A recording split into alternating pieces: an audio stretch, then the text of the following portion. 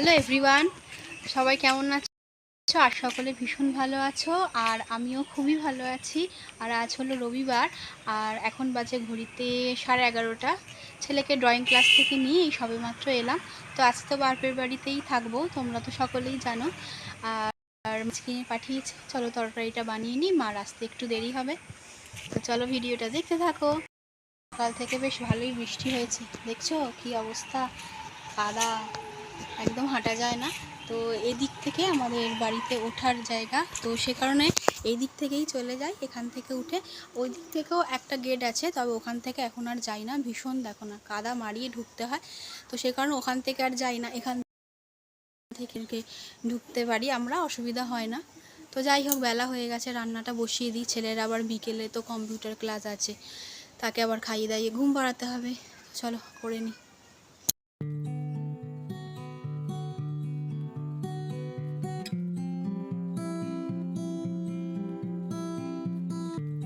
সকালবেলা মার সঙ্গে গিয়েছিলাম একটু বাজারে, তো সেখান থেকে মা এই যে দেখো, এই যে পমফ্রেট মাছটা কিনে নিয়েছে। তো মাছটা এখন ভাজাবো। তারপরে মাকে ফোন করলাম, তো মা এসে বললো যে তরকারিটা মা নিজেই করবে। তো সেই কারণে মাছটা ভেজে এখন রেখে দিই। আর এখন আজকে না পমফ্রেট মাছ প্রচুর।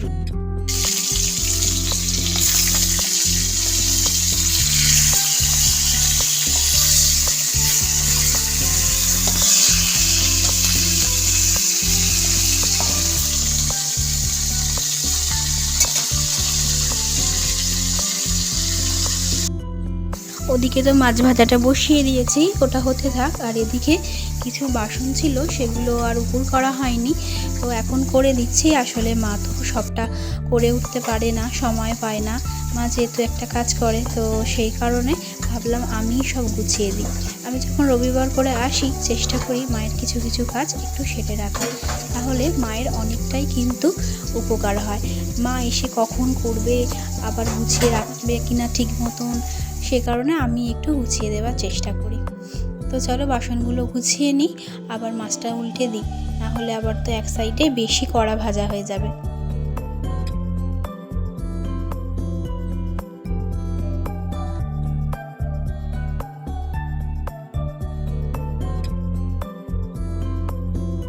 কিছু মাছ ভাজা হয়ে গিয়েছে, আর কিছু ছিল সেগুলো এখন ভাজতে দিয়ে দিয়েছি। আর তরকারিটা না মাই করুক জানো তো, কারণ মায়ের হাতের তরকারি আমার থেকেও কিন্তু বেশি ভালো হয়।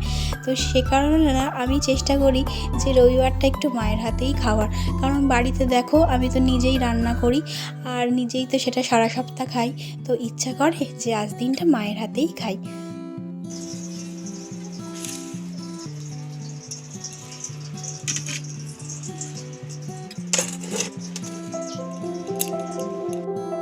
গতকাল আমার মেজো মাসি এসেছিল জানো তো।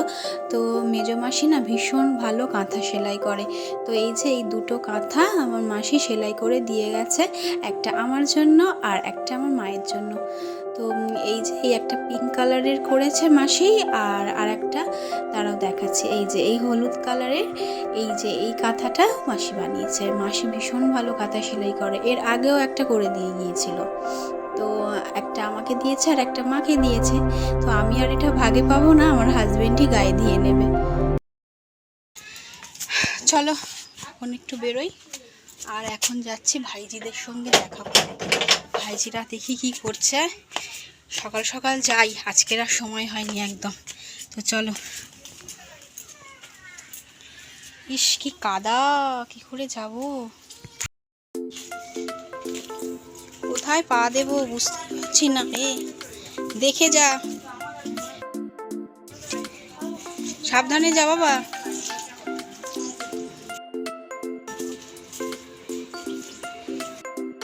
পা মুছেছিস ভালো করে?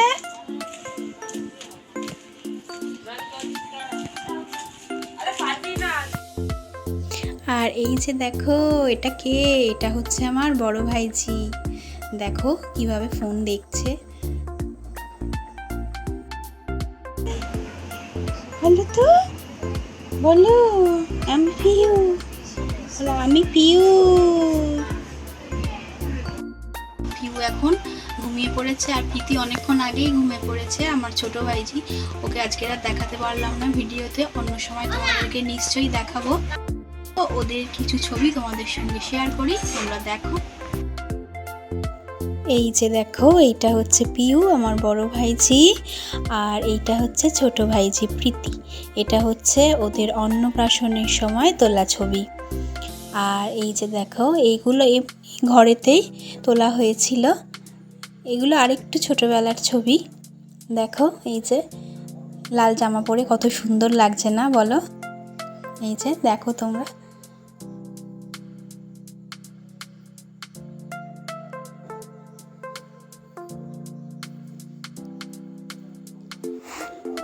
আর এইটা হচ্ছে আমার বড়দা, পিউকে কোলে নিয়ে রয়েছে, আর এদিকে রয়েছে আমার বড় বৌদি, প্রীতিকে কোলে নিয়ে রয়েছে। এই যে দেখো, ওরা কালীঘাটে যখন পুজো দিতে গিয়েছিল সেই সময়ের। আর এটা হচ্ছে বড় কাচারির ছবি, বড় কাচারির সময় এটা তোলা হয়েছিল।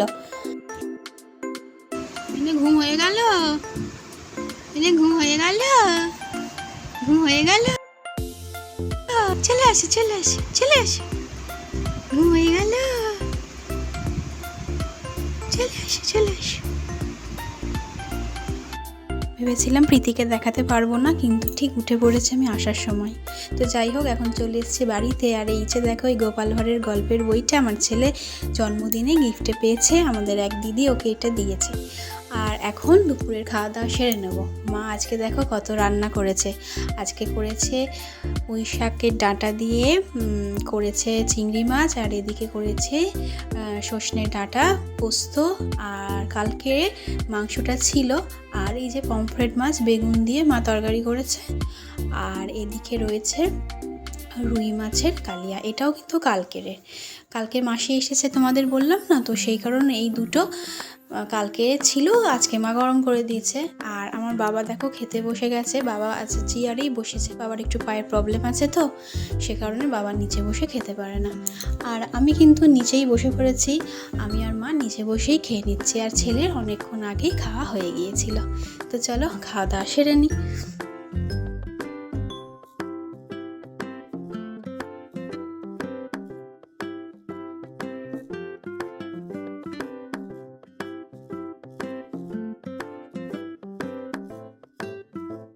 সন্ধে জেলে দিয়েছে দেখো, এটা হচ্ছে মায়ের পুচকে গোপাল।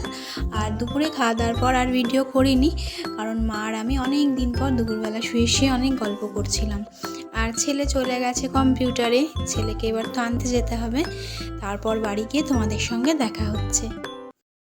হ্যালো এভরিওয়ান, তোমাদের সঙ্গে আবার অনেকক্ষণ পর আমার দেখা হচ্ছে এবং সাথে কথা হচ্ছে। আর এই সবেমাত্র আমি বাড়িতে ফিরলাম, এখন বাজে প্রায় 8:30 মতন।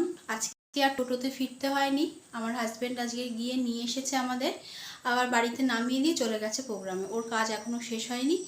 তো এসে গাটা ধুয়েছি, তবে এখনও দেখো চুল আঁচড়ানো হয়নি, এসে ভীষণ গরম, গাটা ধুয়ে নিয়েছি।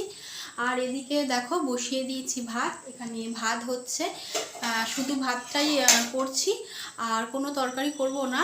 তার একটাই কারণ, সেটা হচ্ছে এই যে দেখো, মা সমস্ত তরকারি দুপুরে যা খেয়েছি তো পাঠিয়ে দিয়েছে, তো সেই কারণে আর তরকারির কোনো ঝামেলাই নেই, ভাতটা জাস্ট করে নেব। আর ছেলে তো ঘরেতে ওর কালকের কিছু প্রজেক্ট জমা দেওয়ার আছে, সেগুলো করে নিচ্ছে। তো হয়ে গেলে আমরা দুজনে খাওয়া দাওয়া করে শুয়ে পড়বো। কালকে সকাল সকাল তো উঠতে হবে, কালকে স্কুল আছে যেহেতু, তো সেহেতু বেশিক্ষণ জেগে থাকা তো যাবে না।